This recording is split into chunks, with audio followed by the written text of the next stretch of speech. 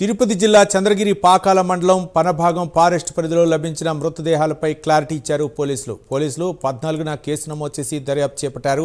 అక్కడికక్కడే పోస్టుమార్టం నిర్వహించి పలు విషయాలను తెలిపారు. చెట్టుకు ఉరివేసుకుంది తమిళనాడుకు చెందిన వారని తెలిపారు.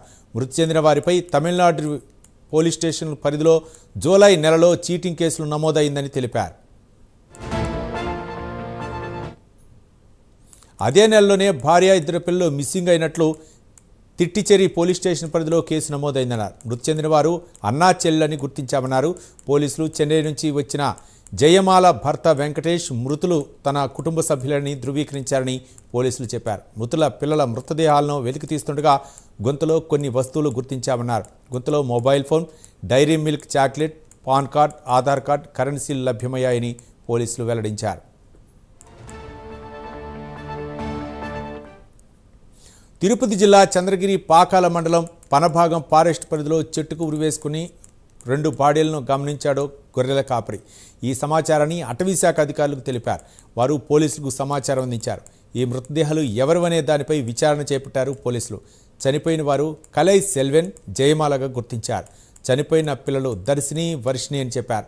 పోస్టుమార్టం అనంతరం ఘటనా స్థలంలోనే పోలీసులు, రెవెన్యూ అధికారుల సమక్షంలో మృతదేహాలను పూడ్చిపెట్టారు. ఈ 14వ తారీఖు ఈ గాదంకి విఆర్ఓ గారు వచ్చి ఇట్లా పనపాకం రిజర్వ్ ఫారెస్ట్లో 2 డెడ్ బాడీలు ఉన్నాయి అని చెప్పడం, కంప్లైంట్ ఇవ్వడం జరిగింది. ఫారెస్టర్లు అతనికి చెప్పారని చెప్పాడు.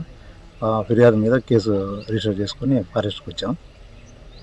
ఫారెస్ట్ వాళ్ళు, మేము, రెవెన్యూ వాళ్ళు వచ్చి నిన్న స్పాట్లోనే పిఎం జరిగింది ఒక లేడీకి, ఒక జెంట్కి. తర్వాత వాళ్ళు తమిళనాడు వాసులు అని తెలిసింది. తర్వాత ఈరోజు 16వ తారీఖు లోపల పూడ్చిపెట్టిన బాడీలు వెలికి తీయడం జరిగింది. స్పాట్లో కూడా పోస్ట్ మార్టం జరుగుతుంది. వాళ్ళ మీద తమ తిట్టచేరి పోలీస్ స్టేషన్లో మిస్సింగ్ కేసు కూడా నమోదైందని వాళ్ళ పిల్లల తండ్రి, ఆమె భర్త కూడా ఇప్పుడు వచ్చారు. తర్వాత కలై సెల్వన్ అనే అతను చనిపోయిన ఆమెకు సొంతం కాదు, చిన్న అన్న వరుస అవుతాడని చెప్పడం జరిగింది. ఇంకా కారణాలు ఎందుకు, ఎలా జరిగిందనేది ఇంకా దర్యాప్తులో తేలవచ్చు.